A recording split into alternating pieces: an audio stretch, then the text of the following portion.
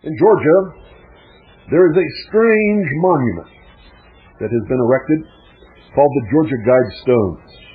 Mysterious monument with a vital message, they say, for humanity. And all of this that I am delivering to you tonight, ladies and gentlemen, comes directly from the Rosicrucian Digest, the official magazine of the worldwide Rosicrucian order. This article in the Rosicrucian Digest was written by Karl F. Hollenbach, Fraternitas Rosicrucia. On a hill in rural Georgia stand 5 large upright granite blocks aligned like Stonehenge with the sun and the moon. Reaching over 19 feet in height, a center slab and 4 corner slabs support a capstone weighing 12 tons. 4-inch high letters sandblasted on each side of the 4 corner slabs spell out the same message in 8 languages: English, Spanish, Russian, Chinese, Arabic, Hebrew, Swahili, and Hindi. The message on these Georgia Guidestones espouses the conservation of humanity and future generations. The guides are as follows, and this is exactly what it says on the stones. And I quote, "Maintain humanity under 500 million in perpetual balance with nature. Guide reproduction wisely, improving fitness and diversity. Unite humanity with a living new language. Rule passion, faith, tradition, and all things with tempered reason. Protect people and nations with fair laws and just courts. Let all nations rule internally, resolving external disputes in a world court. Avoid petty laws and useless officials. Balance personal rights with social duties. Prize truth, beauty, love, seeking harmony with the infinite. Be not a cancer on the earth. Leave room for nature. Leave room for nature," end quote. Well, folks, I did not repeat that. That's exactly the way it is on the Guidestone. Around the sides of the capstone, a different message is written in 4 dead languages: Classical Greek, Sanskrit, Babylonian, cuneiform, and Egyptian hieroglyphics. The messages beseech, quote, "Let these be a guidestone to an age of reason," end quote. The mystery that shrouds the Guidestones began in June 1979 when a well-dressed and articulate man walked into the office of Joe H. Findley, Sr., president of Elberton Granite Finishing Company. He wanted to know the cost of building a large monument to the conservation of humanity. He identified himself as Mr. Christian and told Findley that he represented a small group of Americans who wished to remain anonymous forever. Findley told him that his was a wholesale company which didn't handle small individual orders. Christian persisted, telling Findley what he wanted. A monument of the size Christian described had never been attempted in Elberton, although the town, sitting atop a huge granite deposit, is the granite capital of the world. He further told Findley that his name, Christian, was a pseudonym with only a symbolic meaning. Findley became suspicious when Christian revealed his reasons for wanting the monument. He said he wanted a monument which he called a guidestone for the conservation of the world and to herald the coming age of reason. Now I will repeat this. To herald the coming age of reason. The group, he said, had spent the past 20 years pondering humanity's fate and considered the monument as a project going to the very heart of current and future civilization.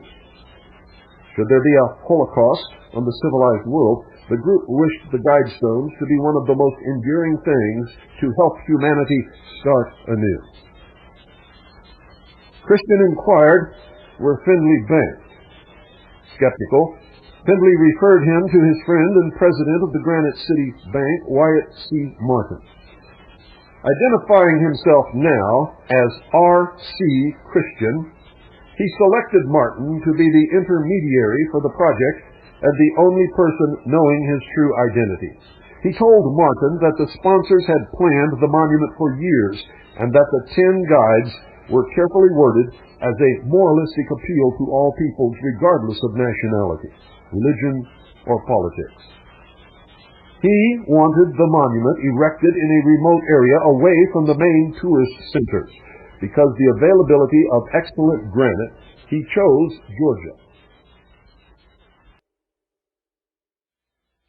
It was at the zenith of this transformative undercurrent that in 1926, an anonymous volume, issued in a luxury edition of 300 copies only by a small Paris publishing firm known mostly for artistic reprints, rocked the Parisian occult underworld.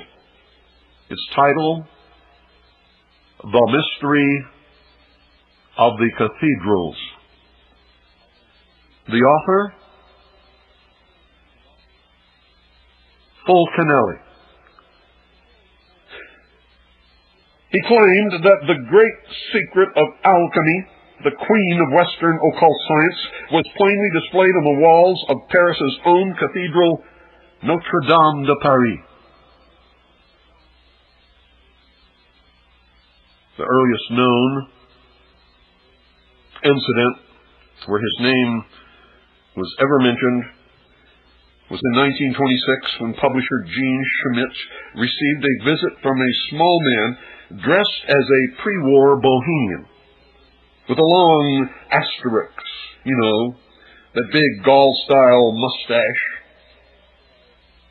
The man wanted to talk about Gothic architecture, the green argot of its sculptural symbols, and how slang was a kind of punning code, which he called the language of the birds. A few weeks later, Mr. Schmidt introduced to him again as Jean in the French, Julien Champagne, the illustrator of a proposed book by a mysterious alchemist called simply Fulcanelli. Mr. Schmidt thought that all three, the visitor, the author, and the illustrator, were the same man, and perhaps they were. And this is the most credible Fulcanelli sighting. Beyond this, he exists as words on a page, and in some occult circles as a mythic, alchemical, immortal with the status or identity of a Saint Germain. There were two things that everyone agreed upon concerning Fulcanelli. One, he was definitely a mind to be reckoned with, and two, he was a true enigma. 1 year after completion of the project, the final correspondence arrived in Elberton from R.C. Christian and the group responsible for the Guidestones. It concludes with, quote, "The first step will be to convince a doubting world that such a society is now possible. We must order our home here on earth before we can reach for the stars," end quote. The pseudonym R.C. Christian suggests a reference to the Fama Fraternitas, to the will and meaning of Father Christian Rosenkreutz, or to Christian Rosenkreutz. The mystery, however, of who is behind the building of the Georgia Guidestones is intended to be a secret forever. Good luck, we know that it was the Fraternitas Rosicruciae who erected this thing. And it was not an accident, ladies and gentlemen, that it was that it was built, ladies and gentlemen, on the farm of Wayne Mullenitz, who was also a member of the Fraternitas Rosicruciae.